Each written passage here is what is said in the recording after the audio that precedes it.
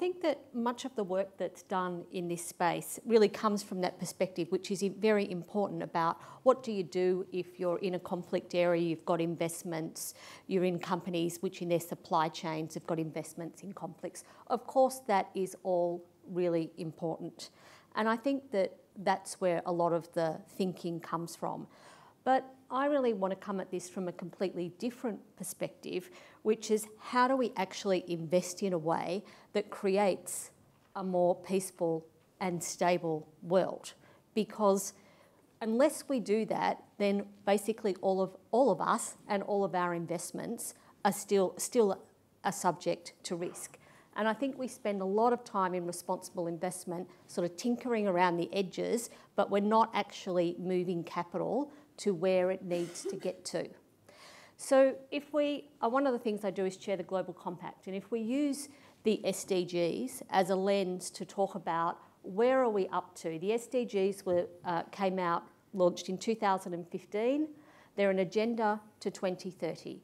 We are halfway there in terms of the timeline, but we're nowhere near halfway there in terms of action to meet the aims of the SDGs. And remembering the SDGs are not something that countries have just signed on to. Lots of companies and lots of investors have signed on to them as well. So as it currently stands, only about 15% of the underlying 169 targets are on track. Not one SDG will probably be met overall by 2030. Yes, in individual countries, of course, there will be individual SDGs met, and that's fantastic, that's important, but we're still not doing enough.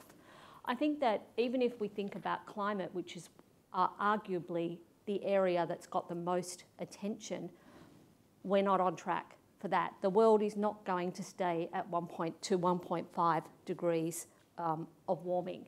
If we seriously take stock about where we are, we've got runaway climate change. We're not going to keep the world to 1.5 degrees. We've got growing inequality. We've got growing conflict around the world, and the natural world is at a tipping point. That is where we are today.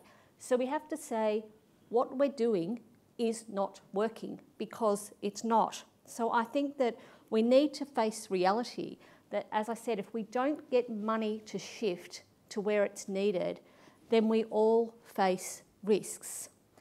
And we face climate risk due to issues such as there'll be more climate refugees in our future.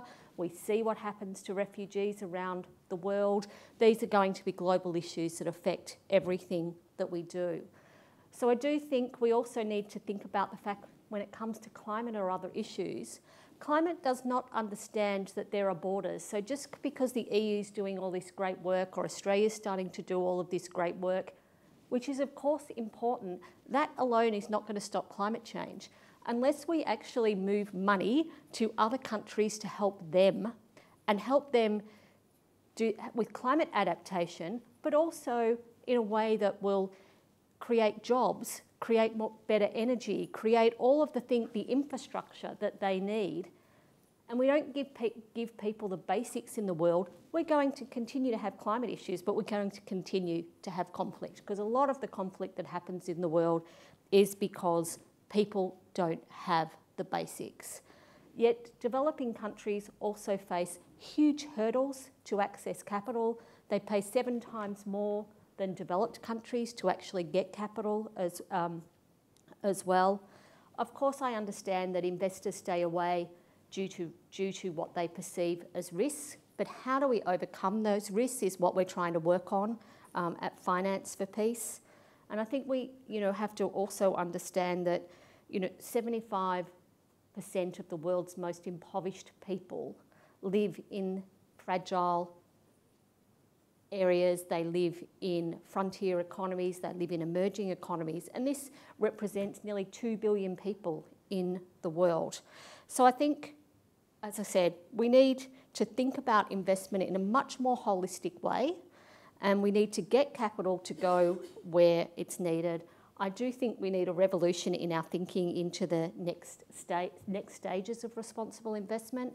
I am not suggesting in any way that this is the investment industry's issue alone. This is all the private sectors. It has to be done with governments, but we definitely have a role to play, and we need to play a bigger and better role.